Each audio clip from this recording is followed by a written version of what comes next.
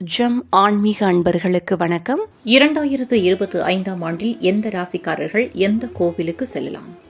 பொதுவாக ஒவ்வொரு புத்தாண்டு தமிழ் மற்றும் ஆங்கில மாதங்களில் முக்கிய கிரகங்களினுடைய பெயர்ச்சிகள் நடைபெறும்.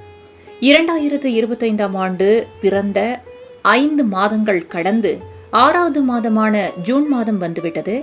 அனைவரும் ஆவலுடன் எதிர்பார்த்த தமிழ் புத்தாண்டு, சனி பெயர்ச்சி, குரு பெயர்ச்சி, ராகுகேது பெயர்ச்சி என அனைத்து பெயர்ச்சிகளும் நடந்து முடிந்து விட்டது. 2025 ஆண்டில் உங்கள் ராசிப்படி எந்த கோவிலுக்கு சென்றால் எவ்வளவு நன்மைகள் உங்களுக்கு கிடைக்கலாம் என்று பார்க்கலாம்.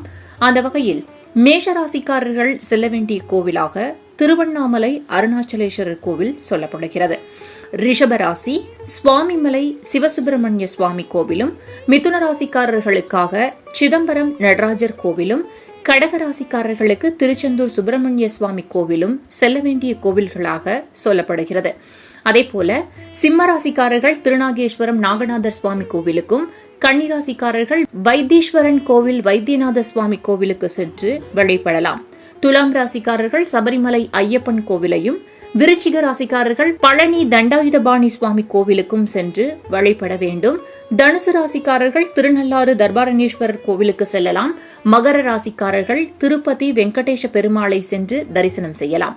கும்பராசிக்காரர்கள் சமயபுரம் மாரியம்மனை வழிபட வேண்டும். மீன ராசிக்காரர்கள் திருத்தணி சுப்பிரமணிய சுவாமி கோவிலுக்கு சென்று வழிபட வேண்டும்.